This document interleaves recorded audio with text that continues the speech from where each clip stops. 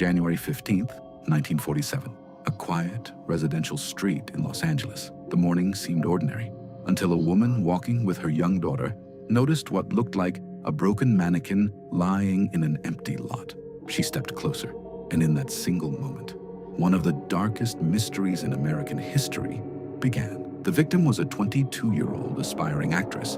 Her name was Elizabeth Short. The crime scene shocked even the most experienced detectives. The investigation generated thousands of leads. Hundreds of suspects were questioned. Confessions poured in from across the country. Newspapers turned the case into a national obsession. Yet despite decades of investigation, no one has ever been convicted. Nearly 80 years later, the Black Dahlia case remains one of America's most infamous unsolved murders. But what really happened to Elizabeth Short? Who was responsible? And why has the truth remained hidden for generations? Tonight, we reopen one of history's most haunting cold cases. Welcome to the investigation of the Black Dahlia case.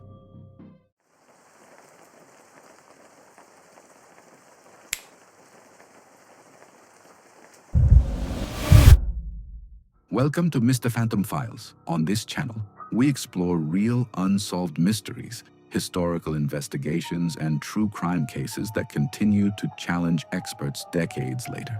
Tonight, we travel back to Los Angeles in 1947, a city filled with Hollywood dreams, but also the setting of one of the most disturbing murder investigations in American history. This documentary is not about rumors. It is not about sensational headlines. It is about the documented evidence, the investigation, the suspects, the unanswered questions, and the legacy of a case that has never truly been solved. This is the Black Dahlia case. January 1947. The city of Los Angeles was booming. Hollywood promised fame, success, and a better future to thousands of young dreamers arriving every year.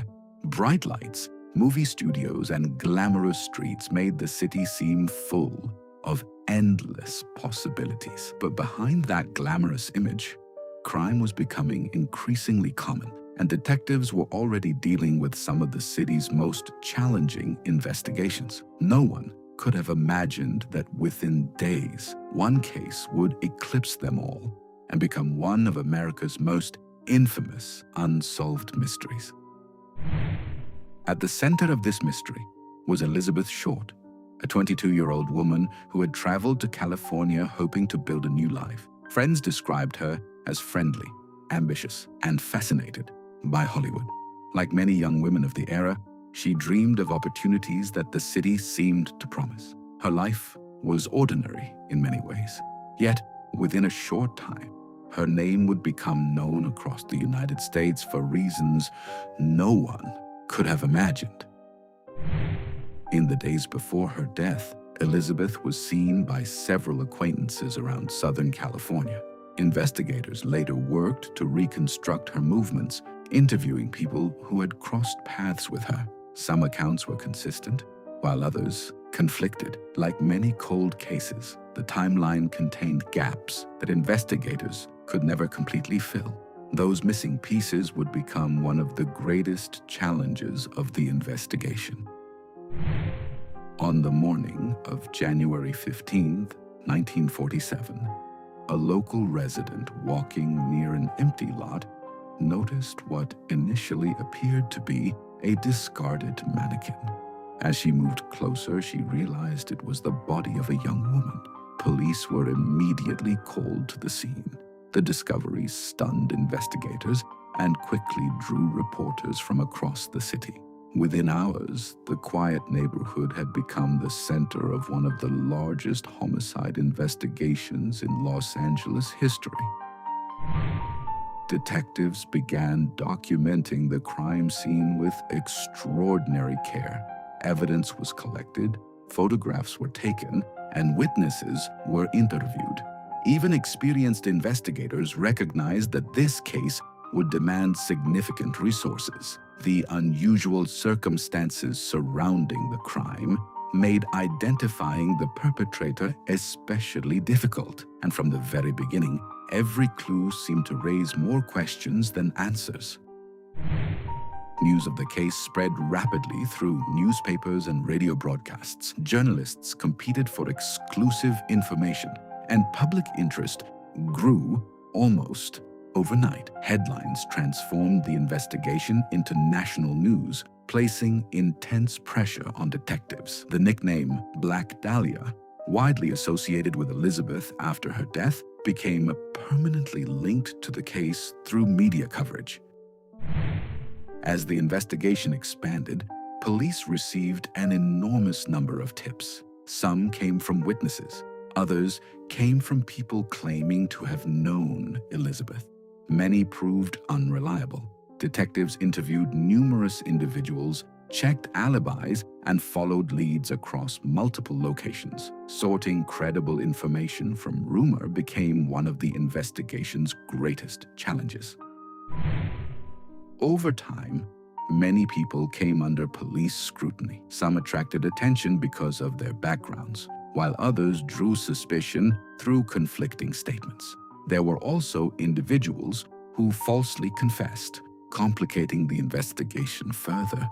Despite years of examination, none of these suspects led to a prosecution supported by sufficient evidence. As weeks turned into months, investigators continued searching for answers. Forensic methods of the 1940s had significant limitations compared with modern techniques. Evidence that might be analyzed today could not always be fully examined at the time. This left many questions unresolved and contributed to the enduring mystery surrounding the case. Months passed, yet no arrest brought the investigation to a conclusion. The case gradually transformed from a current investigation into one of America's most famous cold cases. Every new theory generated fresh debate, but definitive answers remained elusive. Nearly 8 decades later, the Black Dahlia case continues to fascinate historians, investigators, and true crime audiences around the world. The discovery of Elizabeth Short shocked far more than the investigators. Across Los Angeles, fear spread rapidly.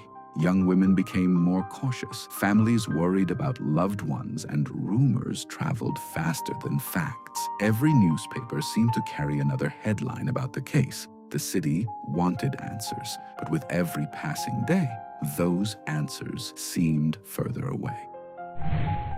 As media coverage intensified, newspapers and police began receiving anonymous letters and messages claiming to be from the killer. Some included details that attracted investigators' attention, while many others appeared to be hoaxes. Detectives had to examine every communication carefully, separating potentially useful evidence from attempts to mislead the investigation.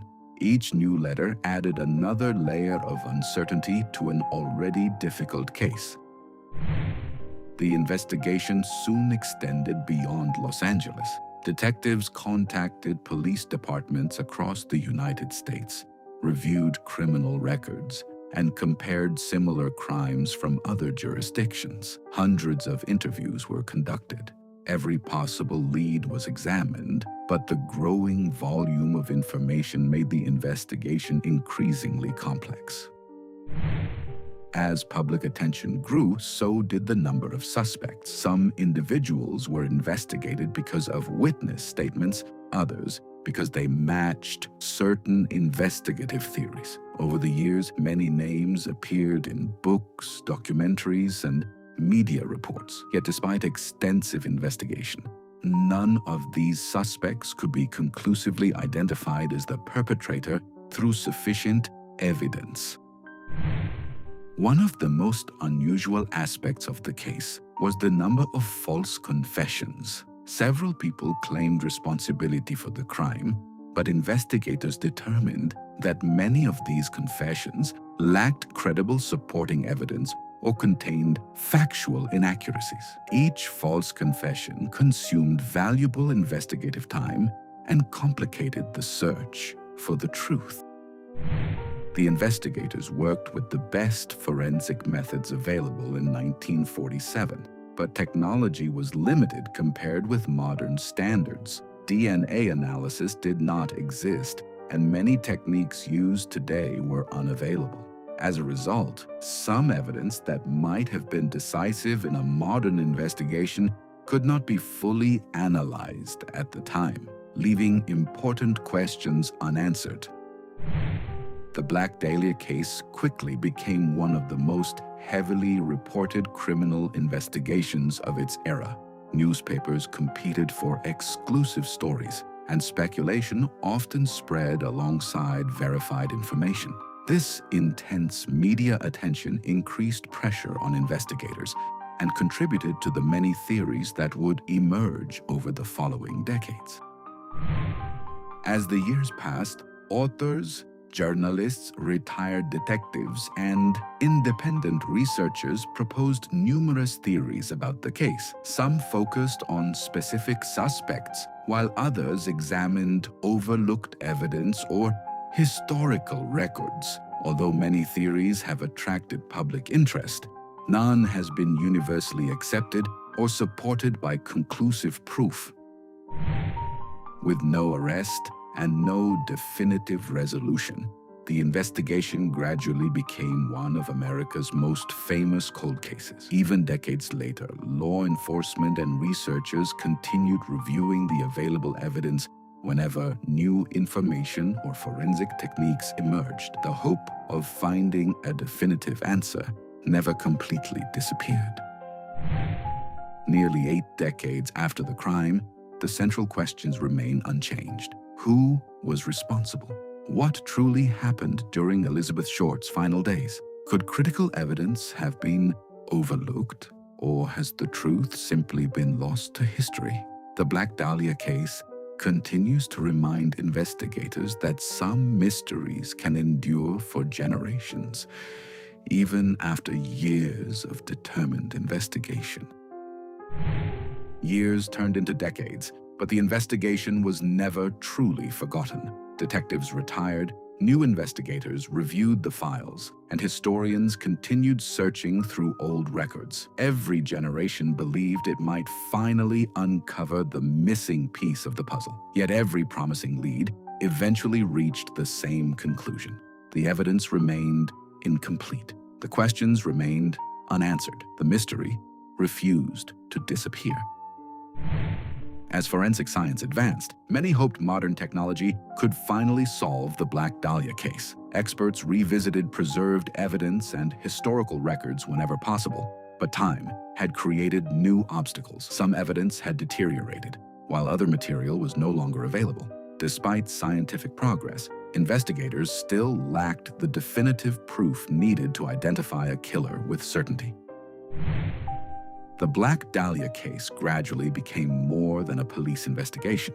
It entered books, documentaries, newspaper retrospectives, and populist culture. Its influence extended far beyond Los Angeles. Yet behind every adaptation and discussion remained a real person whose life ended far too soon. That reality continues to remind investigators why the search for truth still matters. Over the decades, researchers proposed numerous suspects. Some theories attracted significant public attention, while others faded quickly. However, no suspect has ever been conclusively proven responsible through evidence sufficient for a criminal conviction. The debate continues because certainty has never been achieved. The Black Dahlia investigation changed how many people viewed criminal investigations and media coverage. It highlighted both the determination of investigators and the challenges posed by limited forensic technology of the era. It also demonstrated how intense publicity can complicate an active investigation by generating rumors alongside genuine leads. Every major unsolved case leaves behind unanswered questions. In this investigation, many of those questions remain exactly as they were in 1947. What happened during Elizabeth Short's final hours? Who was responsible? Could critical evidence have been overlooked, or has the truth simply been lost to history? While the case became known worldwide as the Black Dahlia, it is important to remember that the investigation began with the death of Elizabeth Short. Behind every headline and theory was a real person whose story deserves to be remembered with respect. The enduring interest in the case reflects both the mystery itself and the hope that unanswered crimes may someday be solved. Nearly 8 decades later, the Black Dahlia case remains one of the most studied unsolved murders in American history. Historians, journalists, retired investigators, and true crime researchers continue reviewing the available evidence. Yet despite countless books and documentaries, no definitive conclusion has emerged. Perhaps the greatest lesson of this investigation is that not every mystery receives a final answer. Some cases challenge investigators for generations. They remind us that justice depends on evidence, not assumptions. Until new evidence emerges, the Black Dahlia case remains officially unsolved. Today, the name Black Dahlia remains one of the most recognizable in true crime history. The investigation continues to inspire research, discussion, and renewed interest from each new generation. But the central question remains unchanged. Who killed Elizabeth Short? Until that question is answered with reliable evidence, this file remains open in history. Some mysteries are solved, others become legends, and a few remain forever unfinished. The Black Dahlia case is more than an unsolved mystery. It is a reminder that every investigation is ultimately about seeking the truth. Decades have passed. Technology has advanced. Countless theories have emerged. Yet the evidence has never produced a definitive answer. Perhaps one day, new discoveries will finally reveal what happened in January 1947. Until then, the Black Dahlia remains one of history's most enduring cold cases. Thank you for joining Mr. Phantom Files on this investigation. If you enjoy carefully researched documentaries exploring real mysteries, unsolved crimes, and historical investigations, consider subscribing for future episodes. And remember, sometimes the greatest mystery isn't the one hidden in the shadows. It's the one history never managed to explain.